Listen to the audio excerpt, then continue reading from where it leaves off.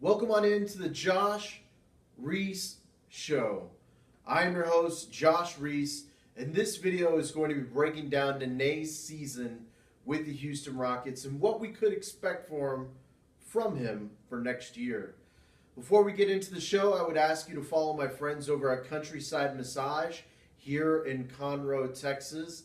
They are linked in the description box below. Just click the box, click the link inside the box, and give them a follow on Facebook. I would appreciate it very much. Without further ado, let's talk about Nene and what he provided for the Houston Rockets this past season. And pretty much it was dunks and layups.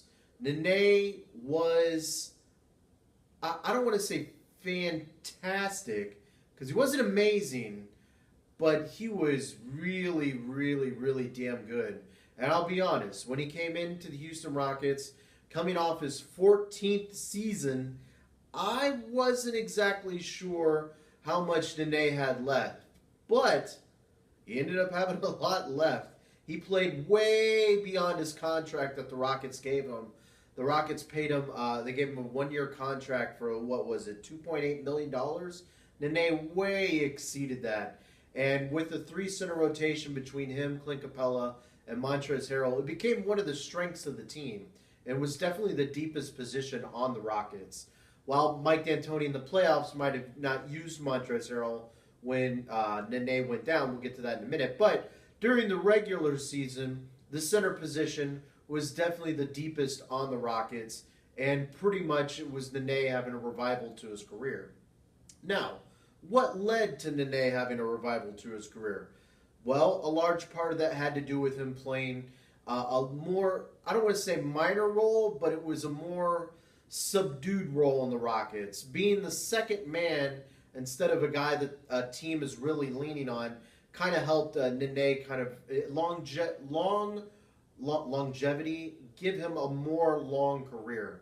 I couldn't think of the word I was thinking of. And now this upcoming season, they're also pairing him with Tariq Black, so it gives you kind of like another Montrezl Harrell type guy that can also provide you three centers to help limit Nene's minutes throughout the season.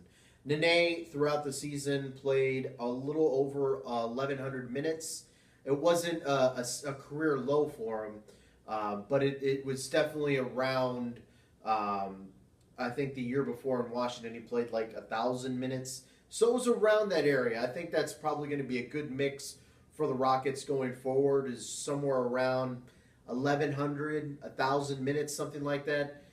We could see Nene rest even more this season, depending on how Tariq Black ends up doing throughout the year. But before we get into all that, I just want to share some of the numbers that Nene put up this season. It was really fantastic. You know, he was a part-time guy, so I'm not really going to focus on those numbers because it was minuscule, you know. But the numbers I think everyone should be very happy at, and both these were career-high numbers, and that was Nene finishing at the rim. When he came into the Houston Rockets, one of the things that I kind of thought of, I kind of knew from the games that the Rockets played against when they played against the Wizards in the past, was Nene could finish around the hoop. You know, he could find a way to work his body and roll his body and get his arm up and get the ball to the rim. And he did that with the Houston Rockets. It also helped that he had James Harden, who played the pick and roll very well. Nene finished with the career-high 72% field goal percentage at the rim during the regular season. And in the playoffs, finished with a career-high 83% at the rim. As you can see, we'll get into that in a minute.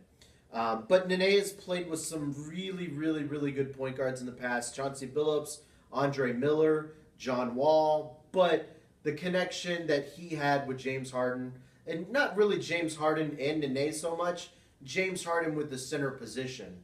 He really led Clint Capella, Montrezl Harrell, and Nene to a lot of easy, wide-open dunks. And that is why you see Nene finishing with such a high percentage around and at the rim.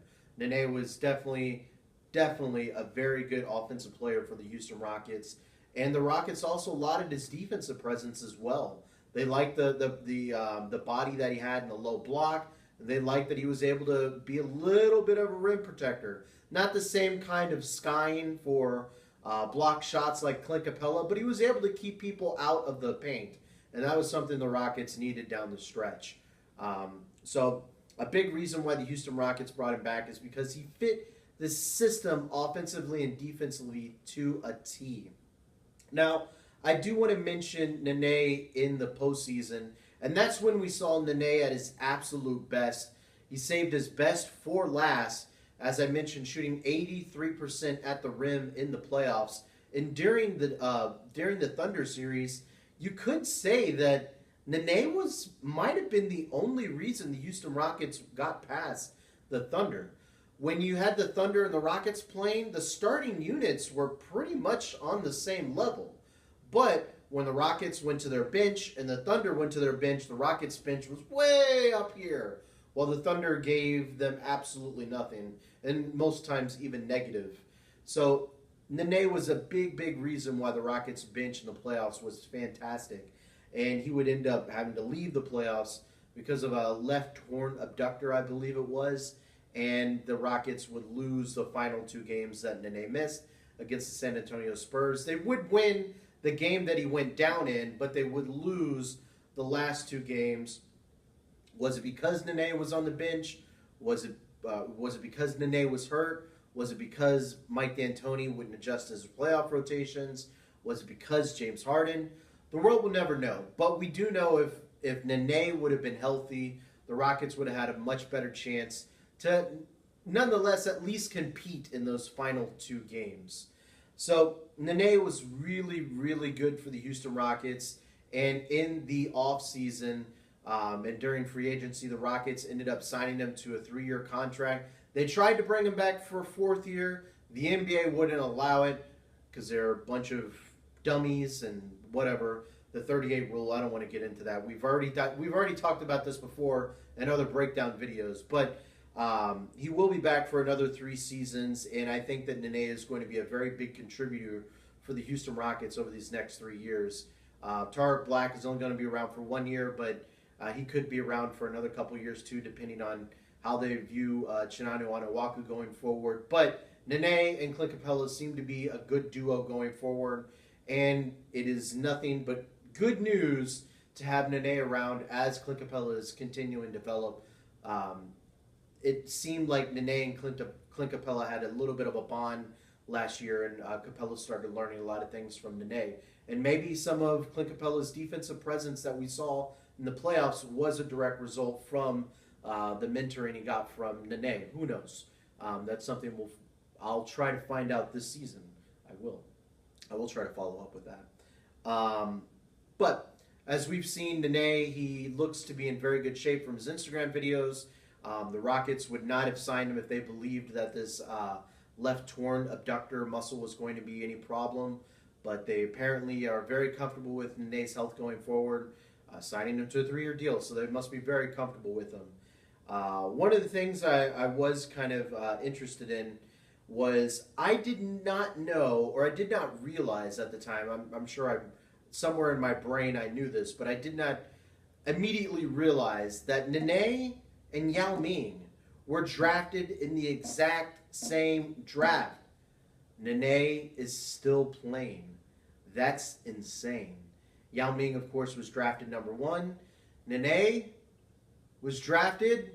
I will give you a 2-second pause to see if you can think of an answer. 1, 2. Nene was drafted number 7 overall.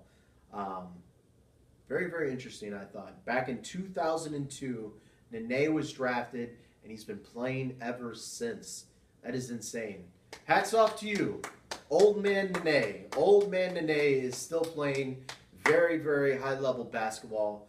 And with Chris Paul, with James Harden, he is going to be dunking a hell of a lot more in the very near future. And he's still going to play a big part for the Houston Rockets in the years to come.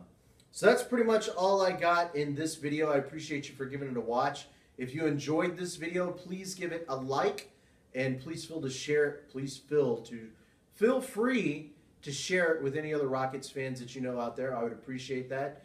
Also, if this is your first time viewing my YouTube channel, please subscribe to my YouTube channel. I would appreciate that. And if you have not followed me on Twitter, or you've never seen me before and you didn't know I had a Twitter, I do have one. You can follow me at Mr. Joshua.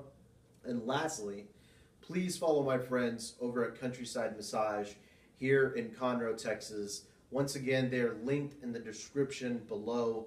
And guys, that's all I got for this video. And we'll be back as we continue our breakdown series. Only got a couple guys left. Not sure who I'm getting to next. I know we got Trevor REESE and James Harden coming up. I think I'm probably going to save James for the last one. So next week, probably Trevor REESE, maybe a little bit sooner. We'll see what's up. But anyways, once again, I appreciate you for giving this a watch. We will catch you guys next time.